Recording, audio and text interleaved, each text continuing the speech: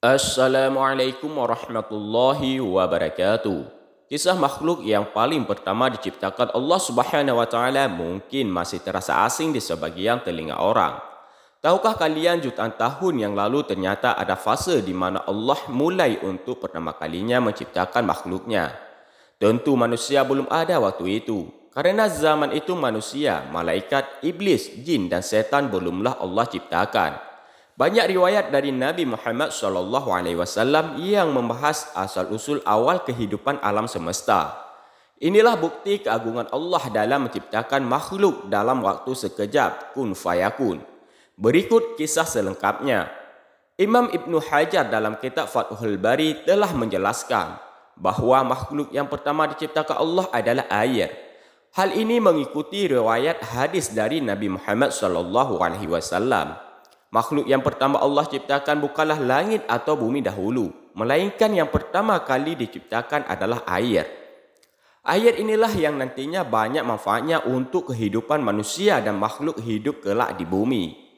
Seperti yang kita tahu, tubuh manusia sebagian besar terdiri dari cairan-cairan air. Apabila tubuh kita banyak kekurangan cairan air, maka bisa menyebabkan sakit, bahkan hingga kematian. Setelah Allah menciptakan air, kemudian Allah menciptakan Arash atau singgasana Allah Subhanahu wa taala. Posisi Arash berada di atasnya surga Firdaus.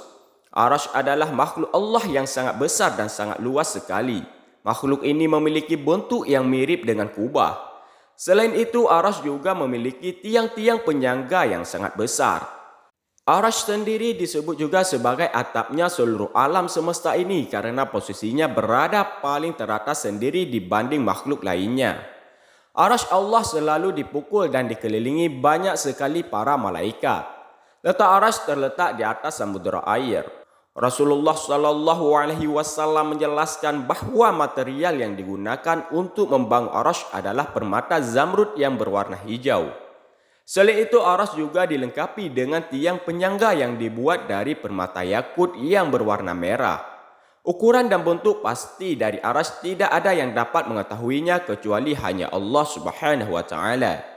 Setelah Allah Subhanahu wa taala menciptakan ayat dan Arash, kemudian Allah Subhanahu wa taala menciptakan makhluk yang bernama Al-Qalam atau pena. Al-Qalam adalah makhluk yang besar yang diciptakan menjadi pena takdir bagi seluruh makhluk Allah Subhanahu wa taala. Allah Subhanahu wa taala memerintahkan Al-Qalam untuk mencatat hal-hal dan takdir-takdir yang kelak akan terjadi kehidupan alam semesta ini hingga kelak datangnya hari akhir yakni kiamat. Seluruh informasi takdir manusia semua telah ditulis Al-Qalam di dalam Lauhul Mahfuz. Lauhul Mahfuz adalah lembaran-lembaran kitab yang berisi catatan info lengkap tentang peristiwa kehidupan yang kelak akan terjadi di kehidupan manusia dan alam semesta. Hidup, mati, kaya, miskin, kiamat dan kisah awal zaman hingga akhir zaman lengkap tercatat. Setelah Allah menciptakan air, Arash dan Al-Qalam, kemudian Allah menciptakan makhluk lainnya seperti bumi dan langit.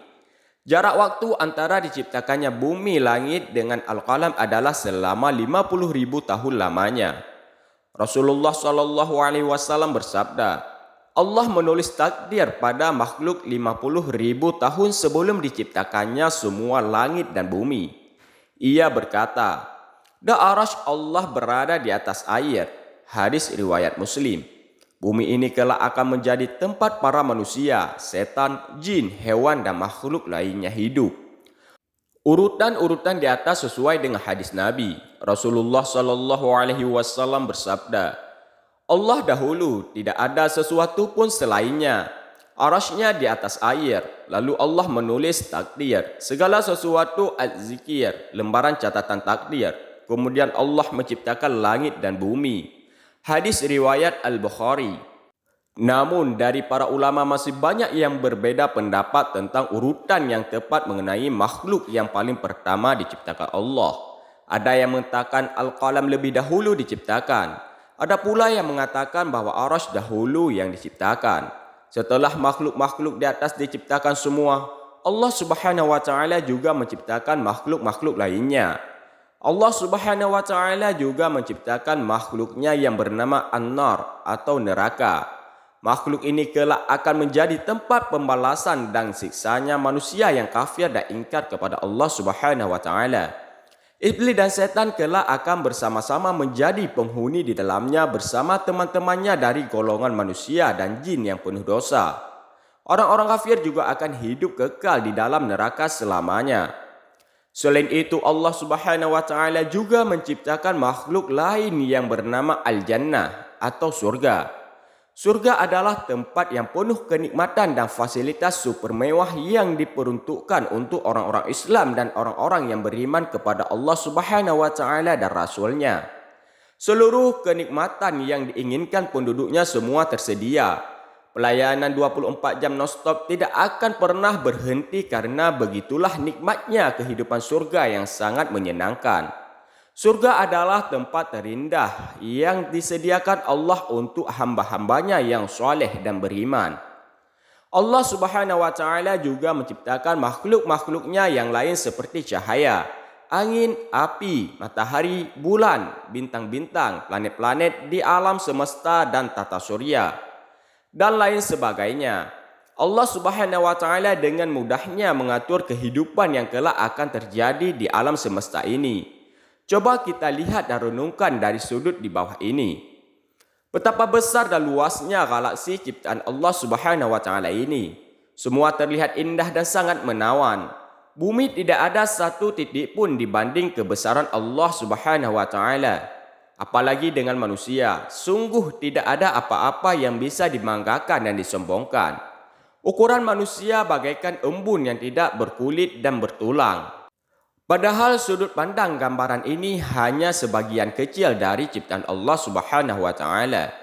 Selain itu menciptakan pernak-pernik alam semesta, nantinya Allah Subhanahu wa taala akan menciptakan manusia. Jarak antara diciptakannya manusia dan bumi adalah berkisar 7.000 tahun lamanya. Namun sebelum menciptakan manusia, Allah Subhanahu wa taala sudah terlebih dahulu menciptakan malaikat, iblis dan jin. Tentunya makhluk-makhluk yang Allah Subhanahu wa taala ciptakan mendapat tugas dan kewajiban yang berbeda-beda. Ada hamba-hamba yang taat atas perintah Allah Subhanahu wa taala, namun ada juga yang membangkang. Semua makhluk yang Allah ciptakan sudah ditentukan tentang nasib dan takdir yang kelak akan mereka hadapi. Tetapi takdir bisa dirubah dengan usaha dan berdoa kepada Allah Subhanahu wa taala. Itulah sekilas kisah tentang siapakah makhluk yang paling pertama diciptakan Allah Subhanahu wa taala di alam semesta ini. Tentu kita sangat kagum atas kebesaran Allah yang mencipta alam raksasa ini. Kita manusia hanya makhluk lemah yang tiada daya dan kemampuan. Hanya Allah sang pencipta alam semesta ini. Cukup kisah ini dapat menambah keimanan dan ketakwaan kita kepada Allah Subhanahu wa taala. Amin.